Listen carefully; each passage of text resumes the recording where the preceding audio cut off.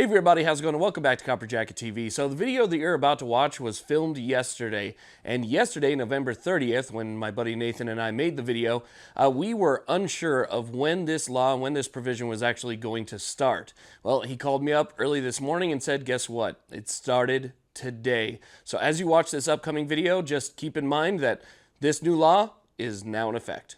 This video is sponsored by BulletSafe. BulletSafe makes some of the best NIJ certified vests available, like the BulletSafe VP3, which I've personally tested extensively. BulletSafe vests are comfortable, concealable, expandable with hard plate pockets in the front and back, and allow the user a full range of motion. The ballistic inserts are 100% made in America, and their level 3A vests can stop up to a .44 Magnum, which can put out over 700 pounds of energy at the muzzle. At this time, BulletSafe is having a great sale, so if you're a security professional or just someone who values their own safety, check out BulletSafe. Hey everybody, how's it going? Welcome back to Copper Jacket TV. So I am here at the legendary Spartan Arms in Las Vegas, Nevada with my buddy Nathan. He is the manager over here. We're going to be talking about something that's going to affect a lot of people really soon, which is the so-called Bipartisan Safer Communities Act. As part of that act, one of the things that's going to happen, I don't even know the date. I don't think you know the date yet. We don't. No. But what's going to happen soon is that anybody who's 18, 19, or 20, you're going to be immediately placed on hold. And that's going to have like I said, an effect on a ton of people. So we're going to be talking about that today. And Nathan's going to give us some inside information. So let's go ahead and get started. Okay, so what do you know about this act so far and this particular provision in it? So looking into the bill, the first thing that we know is any individual possessing a firearm in the age of 18 to 20 is going to have a background check that is going to be delayed immediately and looked into further. So immediate delay. Immediate delay. Because we only get delays normally when there's like a similar name or something pops up, right? Then it might be a delay to clarify. Open court case. Yeah, stuff like that, right? Anything like that, yeah. But this is, if you're 18, 19, or 20, immediate delay regardless. Immediate delay. So it's going to be from what I've read, it's going to be a 3-day delay immediately, and then they would call back if they needed further time. It can be up to 10 days total, and those 10 days are business days. So that means 2 more weeks. And that doesn't include holidays either. So that was one of the things I was reading. So let's say you come in on a Wednesday, Thanksgiving is Thursday, right? Yeah. So there's nobody there on Thursday.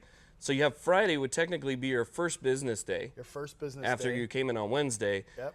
And then you have the weekend, right? Yes. So by the time you get to your second business day, you've almost gone a week. With a holiday, you're going to be close to 2.5 weeks. Yeah, this is a whole for everybody. Yeah. So 18, 19, or 20.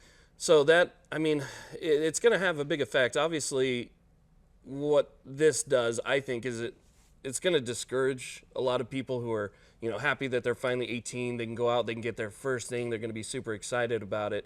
I think it might slow them down from coming in if they know that they're going to be put on this long hold, because nobody likes to wait. We're like instant gratification society now, right? Correct. So that's why with my concealed carry permit, I come in, I give them that, I can walk out same day, at least according to Nevada law. But what's the reason that they're putting the hold on these adults? I mean, really is what they are, adults. So the reason they're putting a hold on there is to look further into their mental health record and their juvenile record, which, I mean, this is the first time they've ever looked into any juvenile record for anything. So they're going to look at any disqualifying factors. So I assume anything that would disqualify you as an adult would also disqualify you under your juvenile record. And then mental health status, we know that's one part that's been really, really vague so far. So I read the entire act. Correct. And it doesn't really say what is a disqualifier as far as like mental health goes. It does not. It's subjective. Yeah. So what happens after that? So let's say you get the 10 days, you decide to release it, right? And then they come back to you, let's say like a week later with a denial.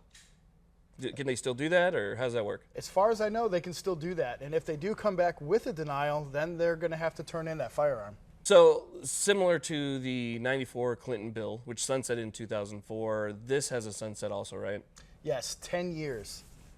It's really interesting that they've done this, but maybe that was one of the reasons why we had so many Republicans vote for this bill.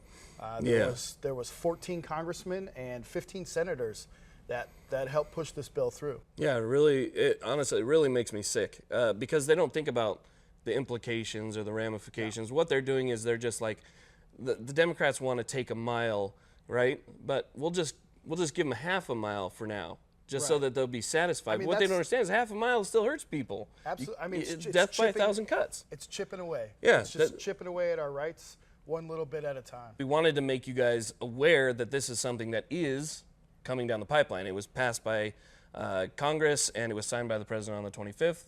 So you're going to expect a letter from the ATF or a phone call letting you know, hey, this has started? Yeah, usually that's how it goes. We'll get a letter about 30 days before it's going to go into effect. And then that'll give everybody time to prepare and get a new procedure in place. Yeah, all right. It's not good news, but it's at least best to be aware of it. If you're somebody who's going to be turning 18 soon and you've been looking at something, or you're 19 or 20, just be aware that this is coming down the pipeline. And once your FFL knows when, I'm sure they'll communicate it to their customers in some way when you walk in or whatever. But I want to let you guys know about that. I want to thank Nathan from Spartan Arms here in Las Vegas for letting us do this here, Thanks. and giving us the information. So you guys have a good one.